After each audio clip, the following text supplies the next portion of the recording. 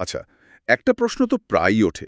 ভারত মানে এত সম্ভাবনা নিয়েও কেন যেন তার আসল গৌরবটা এখনো ছুঁতে পারল না। প্রশ্নটা খুবই গুরুত্বপূর্ণ। আর অশোক কুমার লাহিড়ীর লেখা India in search of glory, political calculus and economy বইটা ঠিক এই বিষয় নিয়ে। আজ আমরা বইটার একটা পর্যালোচনার গভীরে যাব। লেখক তো ধরুন নিজে একজন নামকরা অর্থনীতিবিদ, আবার সরকারের ভেতরেও কাজ করেছেন। হ্যাঁ, একদম প্রাক্তন মুখ্য অর্থনৈতিক উপদেষ্টা ছিলেন। ঠিক। তাই তার বিশ্লেষণটা ভেতরকার দৃষ্টিকোণ থেকে আসা। ঠিক। তো এই পর্যালোচনা আমাদের বুঝতে সাহায্য করবে যে লেখকের মতে কোন জিনিসগুলো অর্থনীতি আর রাজনীতির এই টানাপোড়েনে আসল বাধা হয়ে দাঁড়াচ্ছে। চলুন একটু তলিয়ে দেখা যাক। নিশ্চয়ই। আর এই দৃষ্টিকোণটা জরুরি, কারণ পর্যালোচনা অনুযায়ী লেখকের বিশ্লেষণটা শুধু তত্ত্বের ওপর নয়, বেশ তথ্যভিত্তিক আর বাস্তব অভিজ্ঞতার উপর দাঁড়িয়ে। পর্যালোচনাতে একটা বড় জায়গা জুড়ে আছে অর্থনৈতিক পরিকল্পনার প্রবৃদ্ধির ব্যাপারটা। বলা হচ্ছে ওই যে ৯০-এর দশকে উদারীকরণ হলো, হ্যাঁ, বাজার খোলার পর তখন যে একটা দারুণ গতি এসেছিল অর্থনীতিতে, সেটা পরে কি করে জানো রাজনৈতিক নানা কারণে বেশ খানিকটা থমকে গেল। ঠিক। শুধু নীতি নিলেই হয় না, তাকে সচল রাখা, এগিয়ে নিয়ে যাওয়া, সেটাও তো একটা চ্যালেঞ্জ। অবশ্যই। আর এখানেই পর্যালোচনা অনুযায়ী বইয়ের দ্বিতীয় জরুরি দিকটা চলে আসে, ওই যে পলিটিক্যাল ক্যালকুলাস বা রাজনৈতিক অঙ্ক। হ্যাঁ, রাজনৈতিক অঙ্ক। এখানে যেটা খুব ইন্টারেস্টিং, পর্যালোচনা বলছে লেখক দেখিয়েছেন কিভাবে অনেক সময়ই ভোট ব্যাংকের হিসেব নিকেশ বা ধরুন স্বল্পমেয়াদী জনপ্রিয়তার জন্য নেওয়া কিছু সিদ্ধান্ত দীর্ঘমেয়াদী উন্নয়নের পথে বাধা হয়ে দাঁড়ায়। পর্যালোচনাতে যে রাজনৈতিক সদিচ্ছার অভাবের কথা উল্লেখ করা হয়েছে, সেটাও বোধহয় এই বৃহত্তর ছবিটারই একটা অংশ।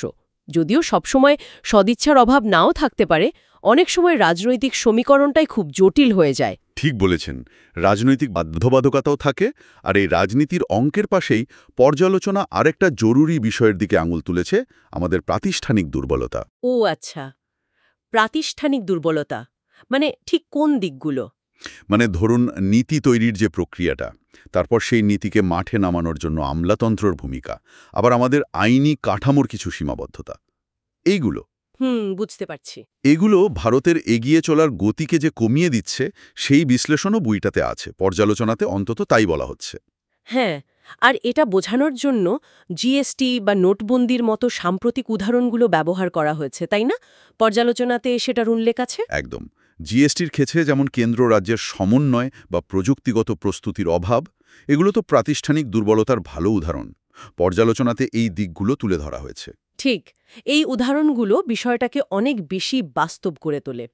আচ্ছা, পর্যালোচনাতে আরেকটা জিনিস কিন্তু জোর দিয়ে বলা হয়েছে। কোনটা? যে বইটাতে রাজনৈতিক সমালোচনা থাকলেও লেখক খুব সাবধানভাবে কোনো নির্দিষ্ট দল বা মতাদর্শের দিকে ঝোঁকেননি, একটা নিরপেক্ষ থাকার চেষ্টা করেছেন।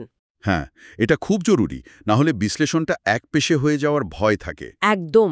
আর ওই যে পরিসংখ্যান আর নীতি বিশ্লেষণের মেলবন্ধন, পর্যালোচনা বলছে এটাই পাঠককে একটা পরিষ্কার ছবি পেতে সাহায্য করে।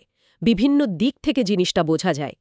বৃহত্তর দিক থেকে দেখলে এই নির্মোহ বিশ্লেষণ কিন্তু নীতি নির্ধারকদের জন্যও খুব কাজের হতে পারে। তাহলে সব মিলিয়ে যা দাঁড়াচ্ছে, এই পর্যালোচনা অনুযায়ী লাহিড়ীর মূল কথাটা হলো ভারতের গৌরবের খোঁজ শুধু ভালো অর্থনীতিকীতি দিয়ে হবে না। না, হবে না।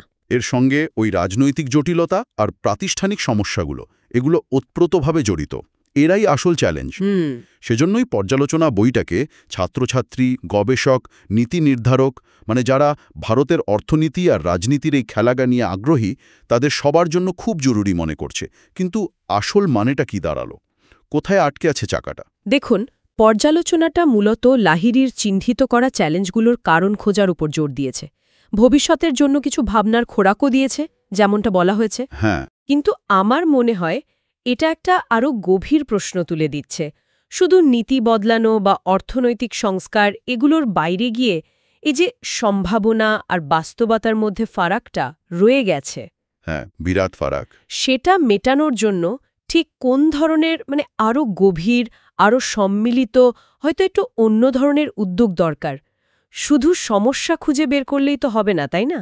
ঠিক। সমাধানের পথটাও তো জরুরি। একদম। এই প্রশ্নটাই বোধহয় লাহিড়ীর বই আর তার এই পর্যালোচনা আমাদের ভাবার জন্য রেখে যাচ্ছে।